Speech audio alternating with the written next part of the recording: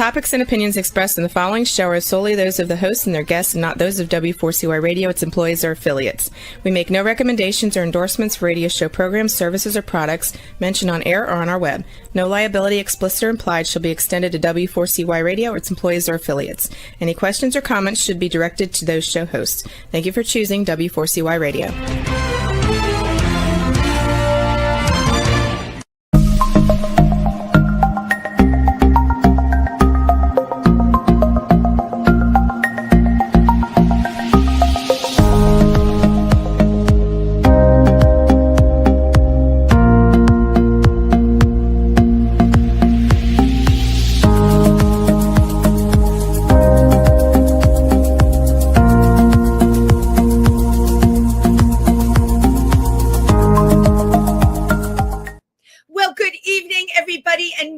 To Triversity Talk. I am your hostess with the mostest, Wendy Stewart, and it's Wendy on Wednesday. I know you must be sick of hearing that already. Okay, it's Wendy on Warm Wednesday because it really is warm. I am coming to you live from my New York apartment, and my air conditioner just went. So there you have it. It's going to be warmer than usual. So for those of you who know the Triversity Pride Center, we are located in Milford, Pennsylvania. And I always like to start the show off by telling you what we have coming up in the following week. So we are going to have our game night, of course, next week. And on the 28th is our big fundraiser and very, very fun event, Paddle for Pride.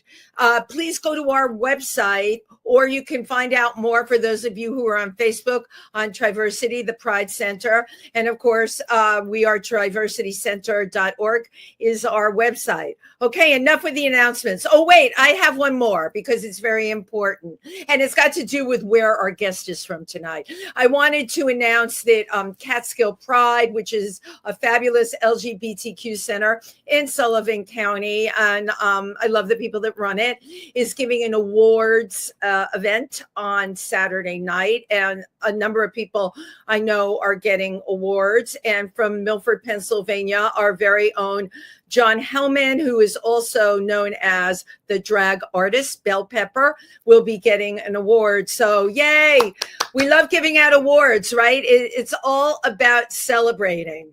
So speaking of celebrating, I think my guest tonight is just perfect for that. I started following them really on Facebook. I started following them because of the adventures of their rescue dog. And this, first of all, this is not like a dog. It's like a person. And I hate using the word it. I don't know how to gender the dog. Okay. It's a he.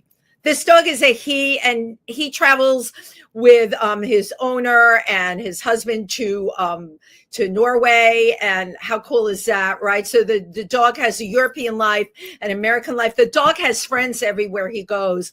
But more than that, when you see pictures of him, he completely connects to the two wonderful people that rescued him.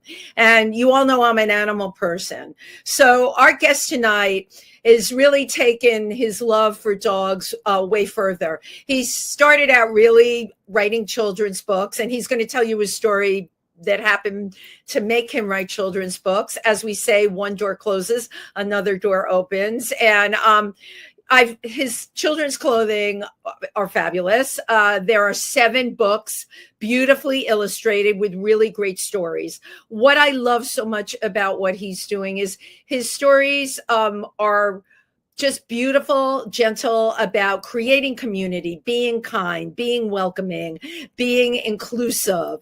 And no better than this new book, which is called The Dogs of Woofstock, is where you can really, really find that. It certainly reads true. The dog's in here. He's got every kind of dog imaginable, including physically challenged dogs. But you know what? All of these dogs accept each other. There's a lot to learn from our author and illustrator tonight. Please welcome Kip Cosson.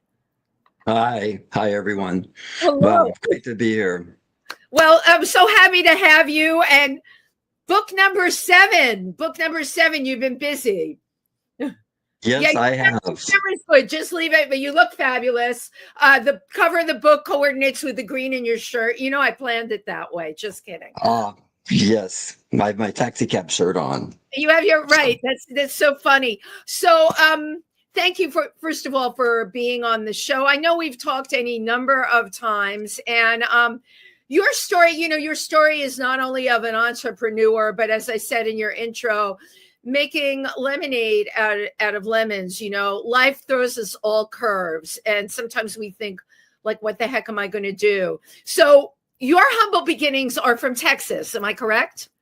Exactly. Yeah. I was born, grew up there, and then I moved to New York back in '86. So almost 40 years ago, I moved to New York City. Wow. You were living in the Village, am I correct? Still am. We have our apartment there in the West Village, and then we have our place up here in the Catskills in Bethel, New York. And then my husband lives in Norway, and so we go back and forth. So yeah, it's the best of many worlds. You know what I have to say, whenever I read your posts, first of all, as mine are positive, right? This is how we can bring positivity into the world. I had so many friends back in January. I'm leaving Facebook. I'm done. They took their pictures and put black boxes where their pictures were.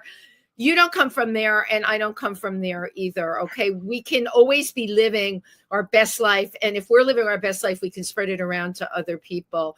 Your posts just alone on Facebook, besides the books that you write, the story of your rescue dog, Johnny Bosco, is really quite amazing. Can you share with everybody how Johnny Bosco came into your life? Wow, sure. I've always wanted a dog since we've been up here in Bethel. I always thought it'd be great to have a dog here.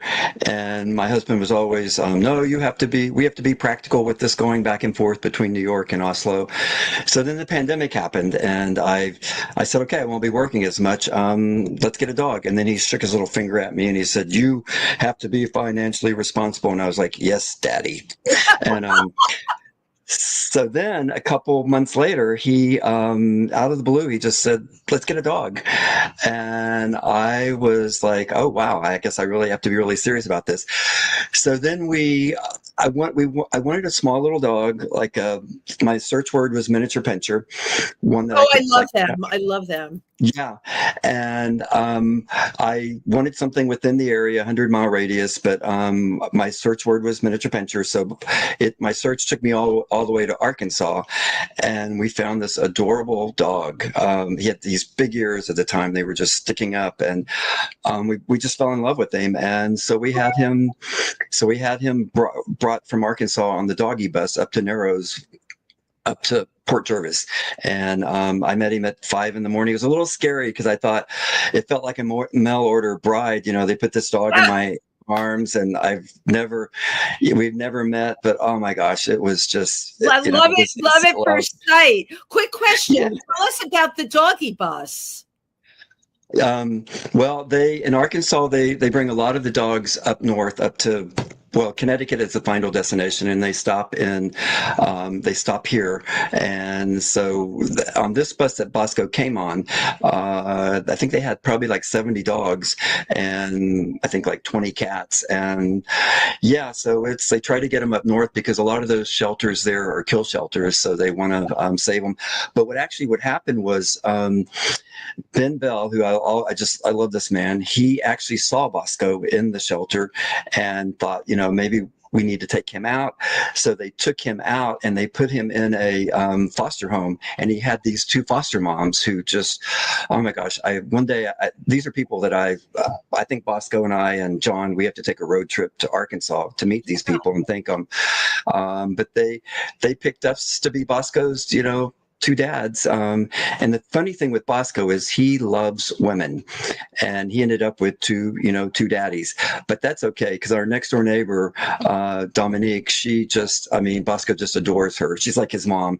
Well, and then also my friend, Wendy Brown, she's his foster mom because or his godmother. Right. Yeah, because she went with me at 4 a.m. to go pick him up, and it was just, it's just been. We can't imagine our lives without him. This little dog even has a travel. He has a Norwegian passport to get into the country, and it's just And I have to say, and I know a lot of dogs. He's very special. Yeah, we need to get. There he is. We're bribing him with treats, but We are, yeah. you have so many pictures up of him, like when he's in Oslo he has a girlfriend there. Wasn't she Hungarian? Yes, Madame Vortka. Right, Yeah, Madame Wurchka, but she moved away, right? That was his dog yeah. friend.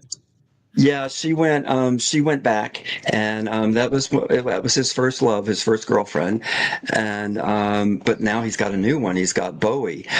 She has a blue eye and a brown eye, and I Gorgeous. mean, Oh, like David Bowie.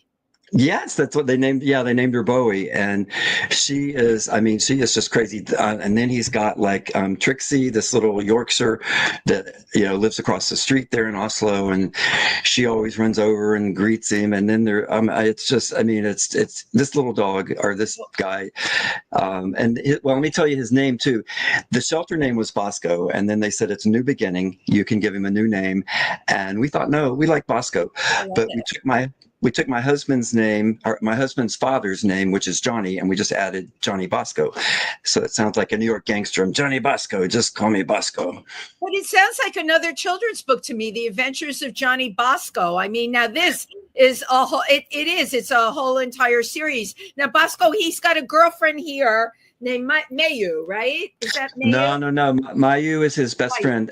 Mayu he's a rescue dog from Peru, and that's another great story. It's one of those situations where you think about something but you don't put your thoughts into action. But this woman, Sophia, my next door neighbor's daughter, went to Peru and she saw this little dog, and she decided she was going to rescue him, and she nursed him back to health. She brought him back to New York, and he's a walking miracle. And he and Bosco, they just hit it off. These two are like, they're best friends. Wow. Yeah. They live one house over. So Bosco actually goes back and forth between the two houses, and he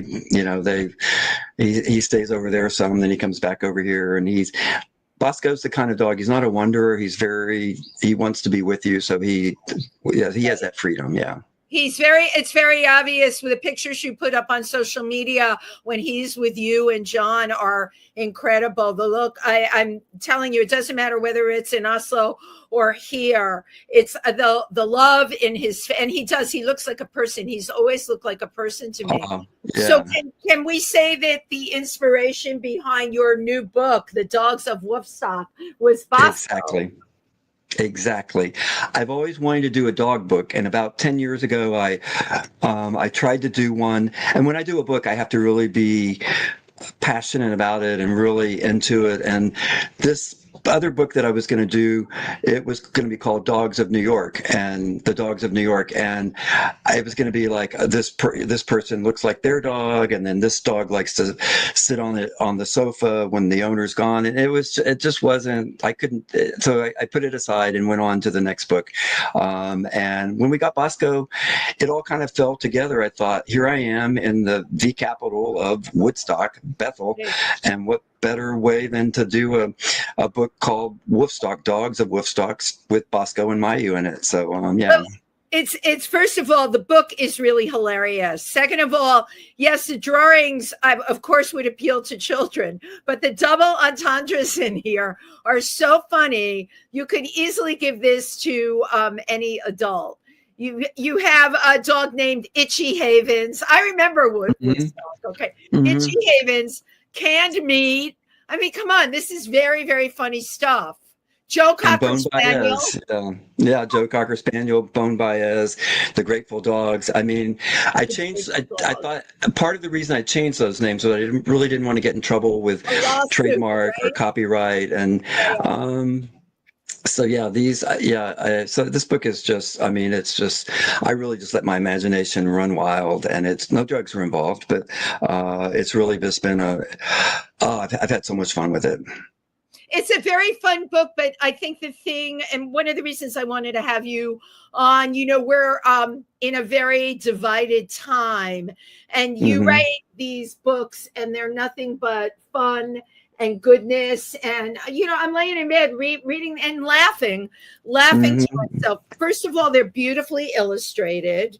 And they make people happy, and your message is a happy one. But even moreover, you've got in your book, and I love this, you've got three-legged dogs, you've got the dogs in the wheelchair.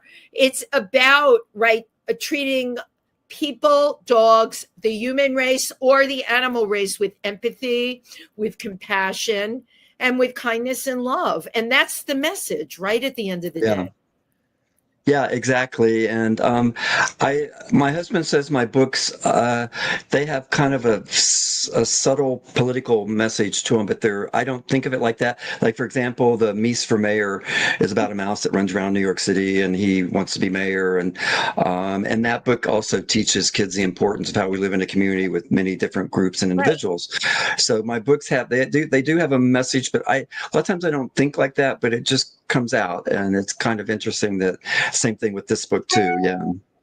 Yeah, I mean, it totally does come out. So with this book, what made you choose like the theme of Woodstock? Was it the fact that you are in Bethel, and now you yourself weren't at Woodstock, right? Because you came from Texas in the late 80s. Yeah, I was 9 years old, so I don't even remember it. But I just like some of my neighbors out here at the lake, they were there, and then I was talking to this woman the other day who bought one of the books, and she said she was a teenager here, and that they took the back roads and they went, and she said it was, as a teenager, it was just incredible to see what was going on and everything. But yeah, so I'm kind of jealous of that. I think it would have been a really cool experience to. It sounds fun, but maybe, who knows? Yeah, so. Well, but you know what? Secondhand, you're experiencing by creating this book. And now I have a question for you. The original Woodstock, it was or wasn't in Bethel. There was always that thing that it was 5 miles away, Yasker's farm. Do you have any details on that?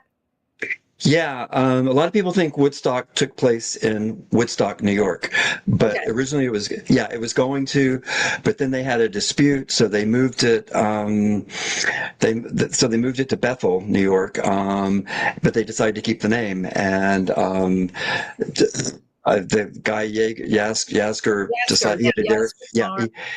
He had a dairy farm, and he said, "Sure, let's have it on my farm." And that's what they did. Yeah. Wow. It's such an incredible story. And now I'm sure you've been to the Woodstock Museum. I've actually been on the bus that they have in the wood, what do they call it? The hippie bus, right? That bus. The hippie bus. Yeah, that's really cool. If you've never seen it, it's definitely worth going and seeing. Yeah, definitely. So it's incredible to me because you came here from Texas, which is, to me, it's tough to come here from somewhere else. I grew up in the Bronx and came into Manhattan in the late 70s. And to be from a place like Texas, and you had a whole other career when you started, right? I did. I grew up in Texas, went to the university. I went to Texas Tech, studied, got a Bachelor of Fine Arts in Interior Design. So I have a really strong eye with color, and I moved to New York. My dream was to go to New York. And so in 86, I moved to New York. I didn't have a job. I just thought, I saved enough money. I thought, if I can't find a job within 6 months, I'll go back to Texas. I found a job the second day I was here. The third day I was here, I found an apartment. So things were just like meant to be, exactly. But then in 1990, I lost my job. I'd been working for, this was architecture firm they were having financial problems. They were laying people off. And I have to point out, in the 90s as opposed to now, but do you remember when architects were being laid off everywhere and they were telling kids, don't go to school for architecture. You're not going to have a job. That's totally changed now. They're making money hand over. It's crazy, but you got caught up in the middle of it. Yeah, I did, and I was devastated. I thought, oh my gosh, and honestly, I was never really happy with interior design, and my heart wasn't really in it. And so when I got laid off, I kind of thought, what else could I do but without having to go through a whole, going to school and everything. And then one day I saw some T-shirts in a store. They were hand painted, and this is in the West Village. And I thought, I could do that, and I could do it better. So I started hand painting my shirts. In fact, they were actually out on Fire Island, and it was wild. I mean, I got an order for 60 hand painted shirts, and they wanted them in 3 weeks. And What am I going to do? it was crazy. So then, and I was a little nervous because they all said Fire Island. And I thought if they decide they don't want them, then I'm stuck with all these You're shirts. stuck with Fire Island shirts. Yeah, but I went out there, and it was really cool to see all these people wearing my shirt. You know, these were adult shirts, and then I switched over. Everybody kept saying, "You should really, the kids market would be great." And then a friend of mine said, "Kip, you should really turn this into a business." So I thought, okay. So then I decided to use my name, call it Kip Kids of New York, and started doing the kids shirts. And the books really didn't come along until about 20 years ago. And I actually had a contract with HarperCollins to do a children's book. A woman had bought one of my T-shirts, and she gave it to her grandson, and then her daughter was an editor at HarperCollins, and she called me up and said, what a story. Yeah, but let me tell you, it was crazy, because she called me up and said, "Have you ever thought about illustrating children's books?" And I said, "I have, but it's never happened." She said, "Well, I think you need to come in." So I went in and showed her my work and said, "Should I love it? We just have to find something that will work." So a couple months later, she had this story, and she said, "Do you think you could do it?" And I said, "Yes."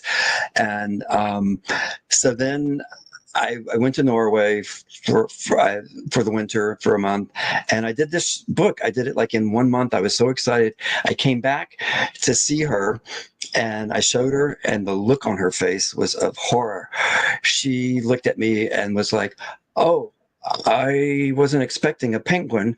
And then she said, "I was expecting it to be a little more three-dimensional." And I'm thinking, you know what I do, and what do you mean by that? And I was thinking, then she dropped the bomb, and she said, "Well, I've never, ever in my entire life here ever put the wrong illustrator with the writer." And I was just like, I was floored. She called you the wrong illustrator for the writer. Yeah. And so she said, "We're just going to put this aside, and you keep the advance and all this." And so then I tried to call her a couple of weeks later, and she wouldn't return my phone call. But let me tell you something. I learned from that. I learned, okay, you can't. And then and I'll be honest, that what I did in 1 month was horrible. It was just, Really? Do you think it was like because you were rushed? Well, I didn't know what I was doing. I was trying to take T-shirt art, putting it on a book, and it just, that wasn't the way it works. So then I looked at it, and I realized, okay, this is what I need to do. And also, too, a friend of mine said she should have been holding your hand and saying, "No, you do this, go this way, do that," instead of just turning me loose like that. Well, you were given no direction, and she did know what you did. She saw your work. So really, if she wanted something else, there should have been direction. There should have been meetings, where she led you and told you the right thing. You didn't have any of that. So, but that's still what you're describing is such incredible rejection, and your resilience is very impressive, because there are a lot of people that would be, as we say, kicked to the curb by that experience, but you weren't. Yeah, and in fact, I came out. This was the first book, Ned Visits New York, about a penguin who goes to New York for the first time. Ned, right? Ned the penguin. Yeah, and I created a character, and this book is actually it's gone into 7th printing. I think I've sold over 18,000. So that first book, it's not like, oh well, it's your first book. That first book, I nailed it, and I realized what I needed to do, and so I sat down and and did it. And I don't regret what happened, because a lot of people dream of, wow, you make it all the way, you got the contract, everything.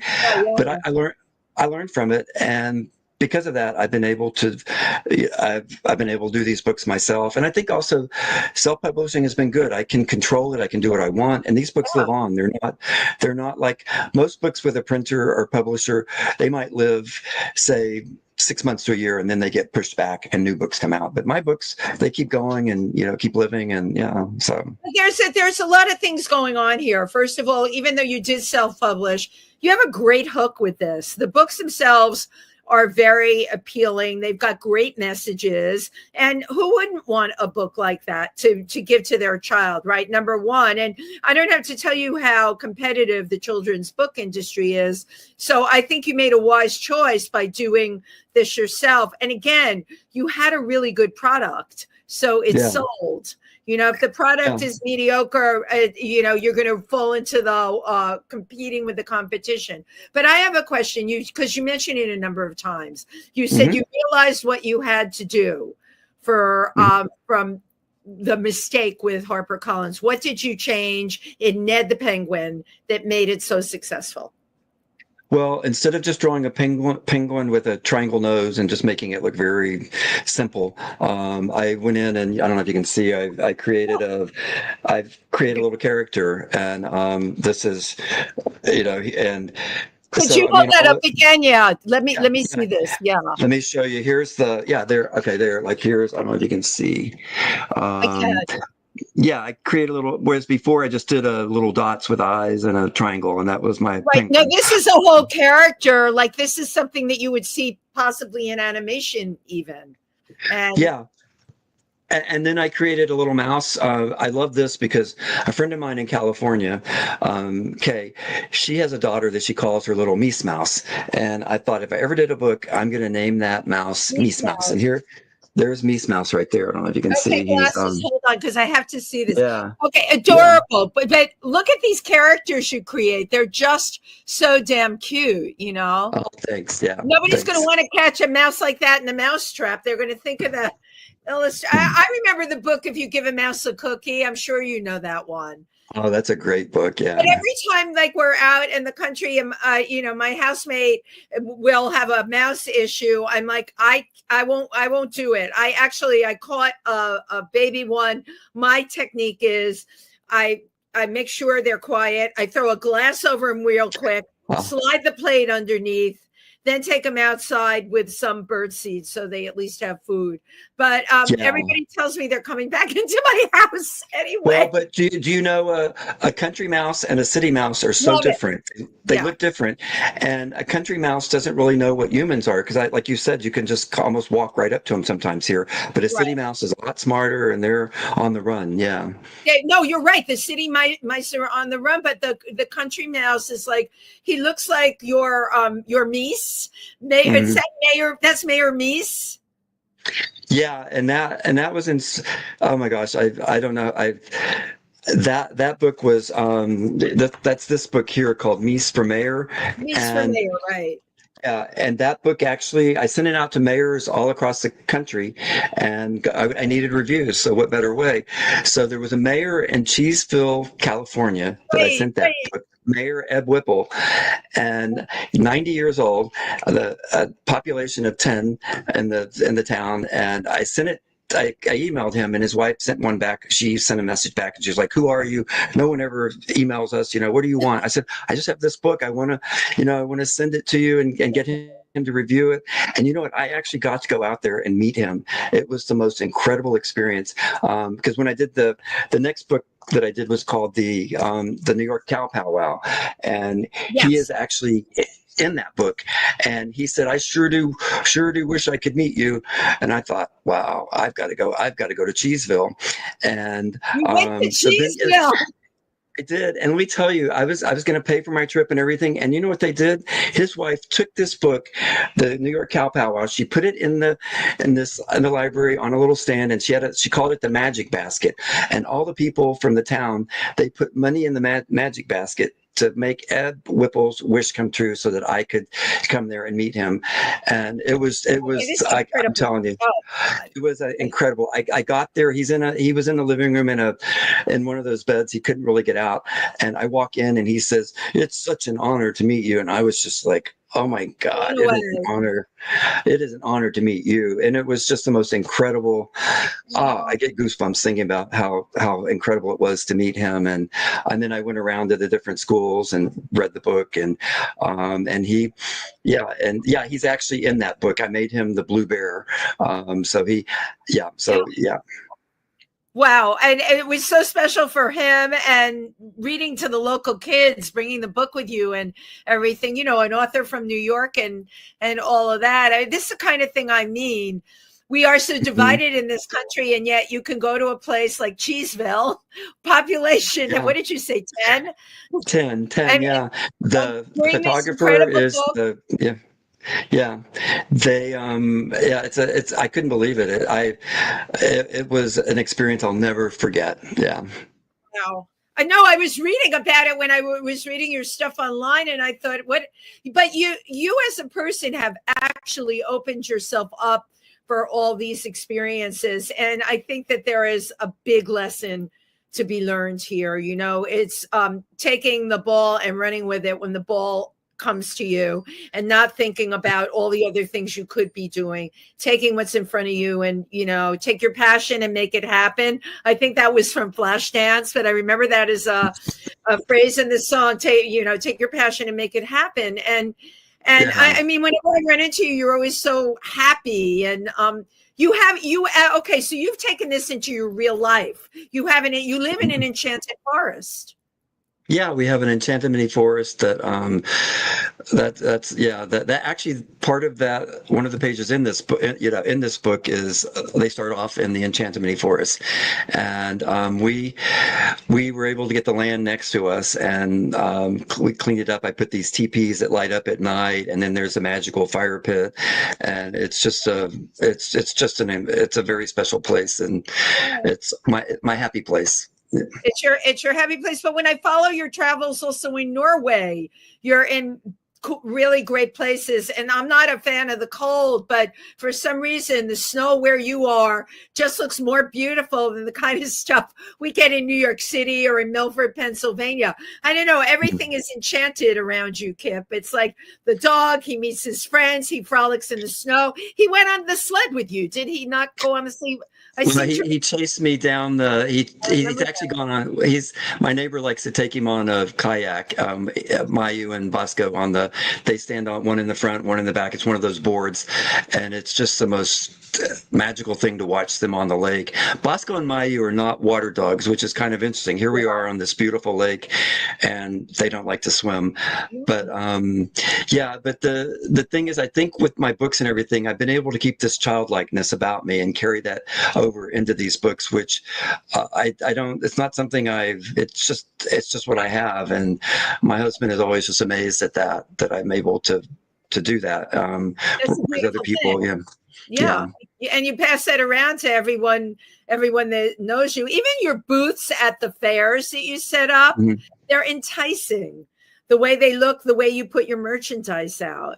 They make people want to buy. They're colorful.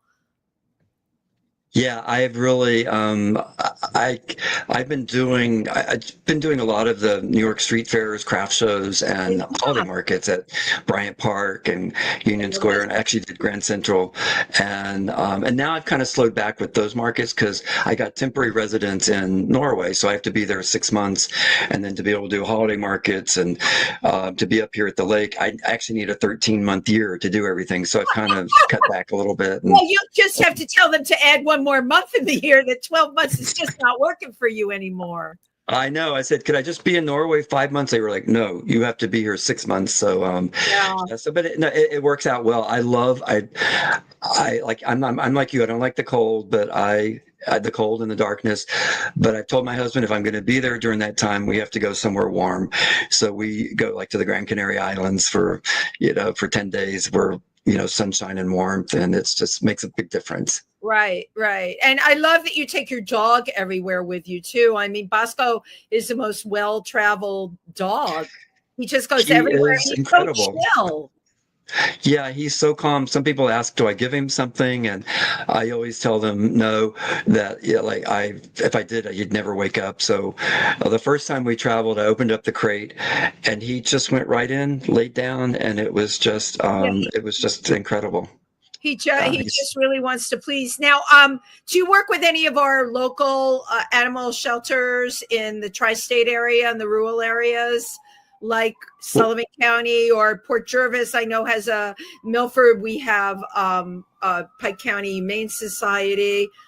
Do you work with any of those? Do you volunteer at any of those? In the past, I have done some volunteering at CARE where I would go and walk dogs, but I've gotten kind of lazy. I need to get back into that. And my husband and I both have a passion for rescue dogs, and we really want to somehow get more involved. And I'm really hoping with this book that I can reach out to other people, even go to different, if there's any shelters listening, I would love to come there, do a book signing, reading, fundraiser. So that, right? Yeah. Yeah, I really think with this book, I'd really like to make people more aware, because it's just heartbreaking it's just, there's so many of these dogs that are just,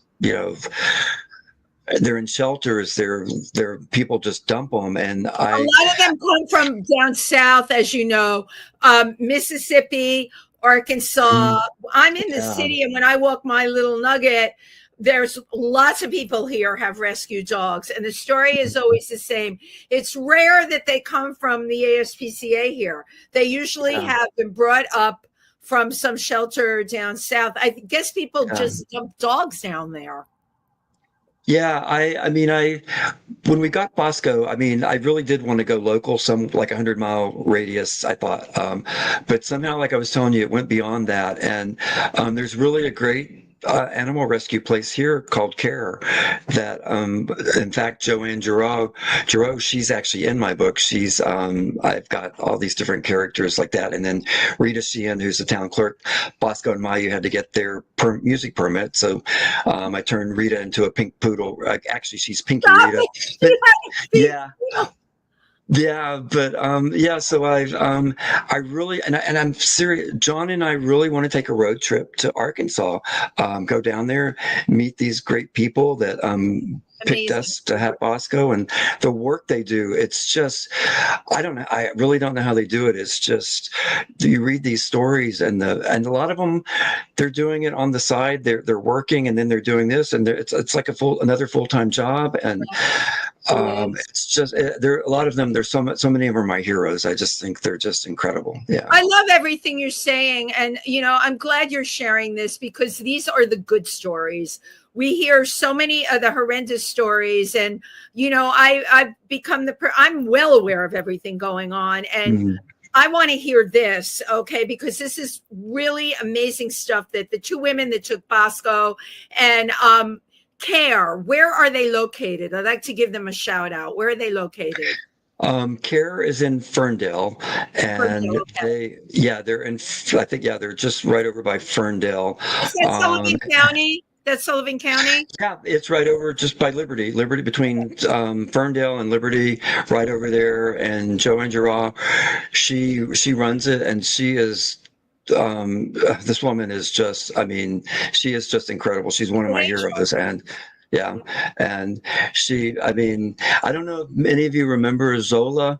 There were 2 years ago, there was a dog that had been in Monticello that had been beaten by somebody, and they, I remember the whole story. Yeah.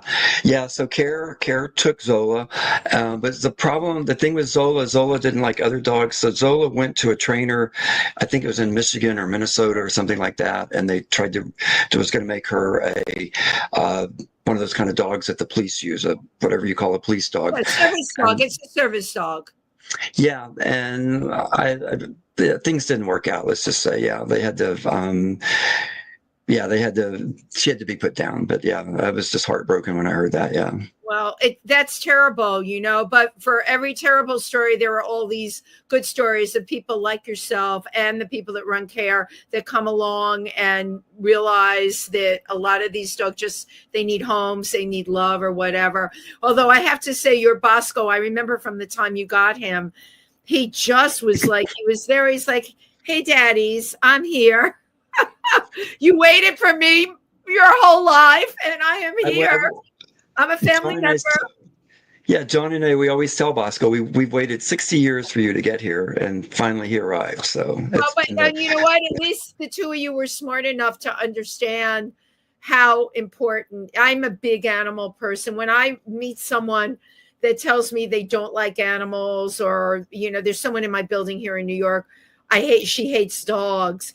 I feel bad for that person. Something horrible must have happened to them that made them, feel animosity. How could you, really? How could Yeah. you? Yeah, I've never quite understood that. I always like, for example, we had our neighbor across the hall in Oslo. She doesn't like dogs, and so one day I just asked her. I said, "Why did something happen?" And she said, Yeah, "No, yeah. it's just, yeah." And a funny story is a lot of times when John comes home from work, he does the buzzard.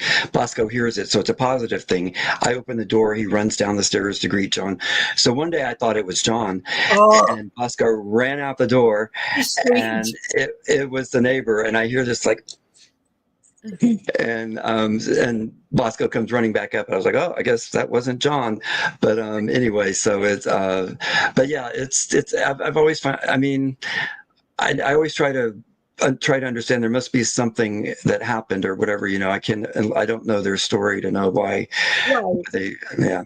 Right. We never know somebody's story. Now, I just want to go through all of the books that you've written. It's Ned Visits New York is the first one, right? That's the Penguin story. Mm-hmm.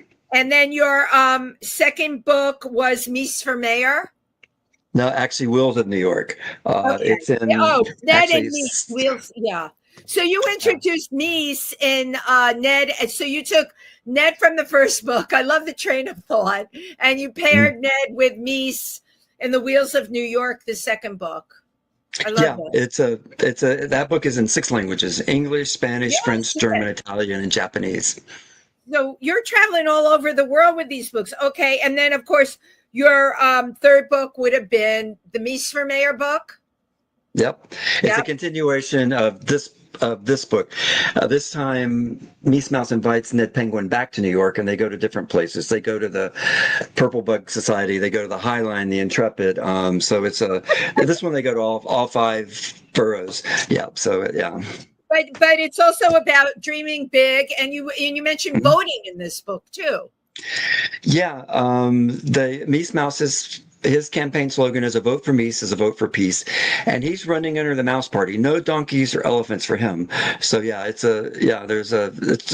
really just a fun book. Yeah. Well, we're having our mayor elections here in New York City, so I guess the independents who don't get to vote, Democrat or Republican, they can vote for Mies.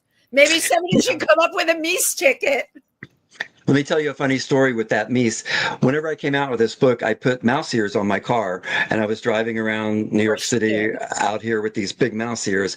And one day I went to go in Manhattan, I went to go vote, and I parked my car over in the West Village, and I parked it right in front of the entrance where people were going in to vote. So that afternoon I went to go vote. I had on my Mies for Mayor t-shirt, and as I came out, this woman said, "Is that your car across the street?" I said, "Yeah." She said, "Let me tell you something. NYPD almost towed that car away." I said, "What?" Because you're not allowed to be within like 100 feet or 150 feet with advertising. Yeah. So the police, they got the ballot out. They looked on there to see if there was a Mies Mouse on the ballot, and then they realized there wasn't. So they let the car stay. But I just had to laugh. It was just too funny. That story is just a surreal New York story. That is really. Yeah. Really great.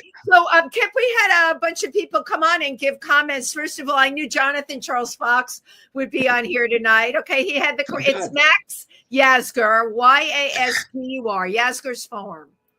Yes. Yep. And Nancy Susan Isaacs is on here. Love your new book.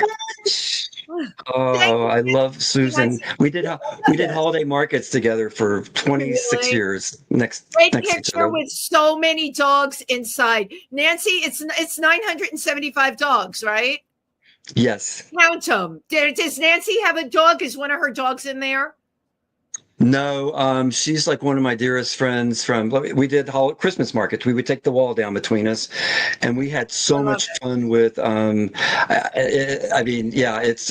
that the pandemic happened, I quit doing the holiday markets and I don't get to see her as much, but yeah, she is just, she does these beautiful handmade beeswax candles, and she and her partner, Susan, and Susan. So great that she's on here. So Wendy E. Brown, love Kip. Where is Johnny B? He was here with me, but John He is, yeah, John is on the dock right now watching this, and I think Bosco went and got in his lap down there. But Wendy, who you just mentioned, that Wendy, she is Bosco's godmother. That's She's his the one that godmother, went at, Wendy Brown. Yay! yes, she went at 4 a.m. with me, and anybody that would go at 4 a.m. with me to get him, She was, that's his god. wow. Wow, Yeah, she told me to. love it. What a beautiful story this is. Jonathan Charles Fox again, KR Catskill Animal Rescue. Right, with the E, and then you put the little E at the end. Jonathan Charles Fox, thank you so much. I mean, he has the wonderful Gidget, who is actually his service dog, who In my book, also Gidget, and also his other dog. My mind Dharma went was completely. before we made a Dharma film is on. that we ended up not doing anything with because Alan transitioned to the other side. He passed away. I have this unfinished so film. sorry. Thank you. But I have an unfinished film that I do want to finish. It's called Working Dogs, A Love Story. Jonathan Charles Fox, of course, is extremely prominent in it. He's wonderful on camera. And then, of course, he has Jarma in it as well. So, yeah, I feel so close. Yeah, here's his dogs are actually, I don't know if you can see them there. I can't remember which. I think it's this side, Dharma and then Gidget, or both somewhere. And up, and you froze. Whatever that means, yeah. it's freezing. Okay, I have it right here. All right, I have it here. There you go. Yeah. Okay, and John William Glad below is Gidget. So yeah. Your husband's on there, and he said, "That's my husband." This is it's such a beautiful story all the way around. I have to tell you. So we're down to the wire here. What can we expect coming from you, Kip, in the future? You must be working on something. Well, right now, my husband says the same thing. He's like, "Oh, I know you got another book in you," and I always thought I was would be a one book wonder with the first, and then there was a second, and I don't know, maybe another dog book, because I had so much fun with this one, and I was able to step outside of the New York City box because all my books were New York City, and so yeah, I'm maybe another dog book. Oh my gosh. You're on camera. I would love to personally, this is my personal request, and you can run it past John.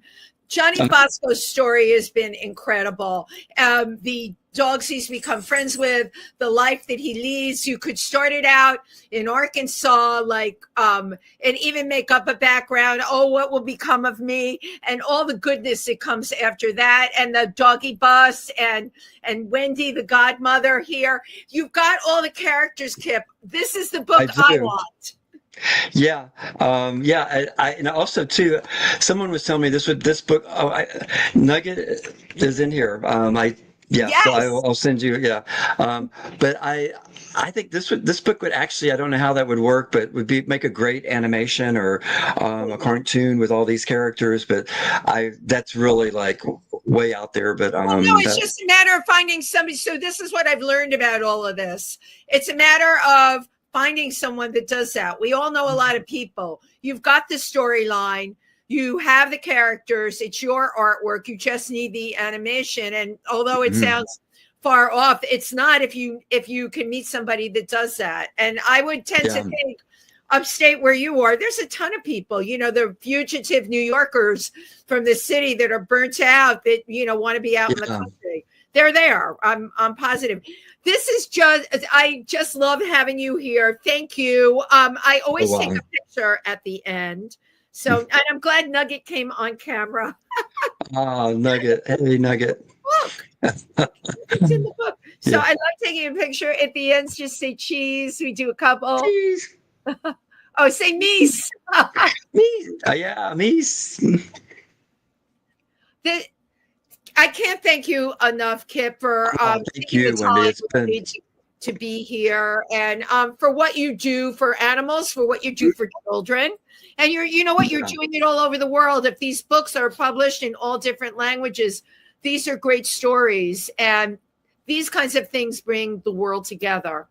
And Can I for ask me, you a quick question? yeah. Tell me about, is Nugget a rescue, or how long have you had Well, Nugget? so you know, I do a She's lot of animal adorable. rescue, and I live Um, with 2 rabbits and a cockatoo, and nothing's in a cage. That's my crazy situation. It is Yeah. great gardens here, but I'm a whole other ball of wax. But Yeah.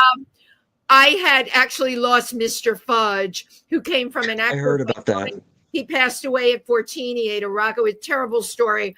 And Oh, 2 weeks later, I was on the internet, and I saw this face as a puppy. You can only imagine. He looked like a mouse. oh This my tiny mouse. gosh. How And cute.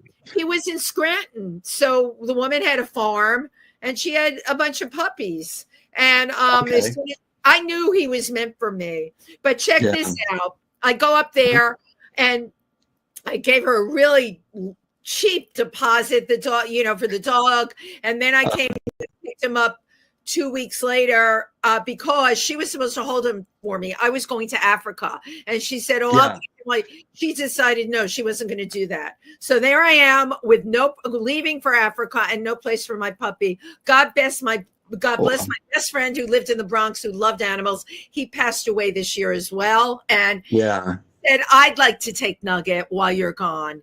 And he did. So there I am in Africa, and we passed a bunch of adult hyenas with the baby hyenas in it.